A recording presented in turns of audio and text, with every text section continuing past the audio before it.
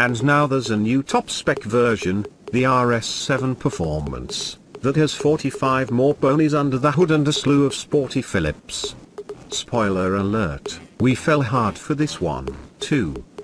The smooth 4.0-litre twin-turbo V8 in the RS7 Performance produces a robust 605 horsepower, just 5 fewer than the 5.2-litre V10 in the blazing fast R8 supercar. As a matter of fact, its 553 pounds-foot of torque outmuscles the R8 by 140 pounds-foot and the non-performance RS7 by 37.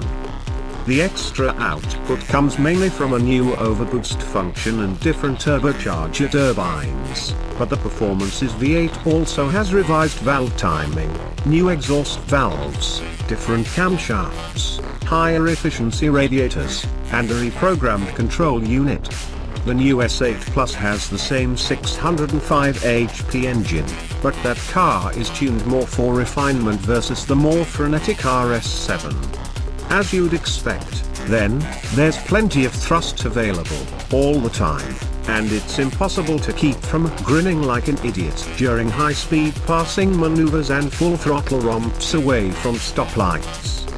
Zipping around sweeping on ramps is fun, too, the lovely perforated steering wheel transmitting strong signals of the relationship between the meaty front tires and the pavement. The 8-speed automatic remapped for this amped-up application is an egger accomplice. Few paddle-shifted cars compel us to use their paddles, but the RS7 is a different beast. It's highly satisfying to have this excellent drivetrain at your direct command. The transmission shifts instantly when you thwack the appropriate paddle, and the engine roars like a wild animal, fierce and alive. Upshifts just mean more velocity piling onto the speedometer, all the way up to a stated top speed of 190 miles per hour. Downshifts are just as scintillating, the needle flinging up the touch and the exhaust burbling viciously.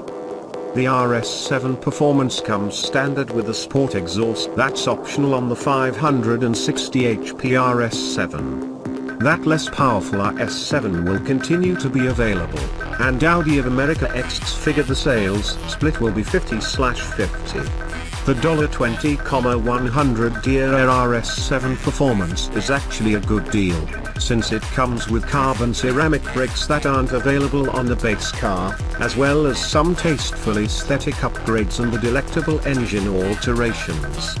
One note, as is sort of a trend of late, witness Dodge's two-key strategy for its Hellcat products. The RS7 doesn't allow its full fury to be accessed right away. One must be in dynamic mode and /or have the transmission in the manual or sport positions in order to dip into the full 605 horses. Doing so also makes the throttle tip-in pretty touchy, so you might want to keep it in the 560 HP mode if, say, you're shuttling your in-laws home from dinner. The Performance also gets dynamic ride control suspension, DRC, which is part of the $3,500 dynamic package on the regular RS7 and trades out the car's air suspension for sportier steel springs. The DRC dampers are connected diagonally across the car with hydraulic fluid, notably improving attack angles during cornering. The RS7 is the only current Audi with DRC, although we've previously experienced it in the RS4, RS5, and RS6. According to Stefan Riehl, head of technical development at Audi's Quattro GmbH Performance division, the DRC suspension would help the RS7 circle the Nürburgring 3 or 4 seconds quicker than an RS7 on air springs. Factor in the extra horsepower, he says, and the RS7 Performance should turn in a time 5 to 7 seconds quicker than the base RS7.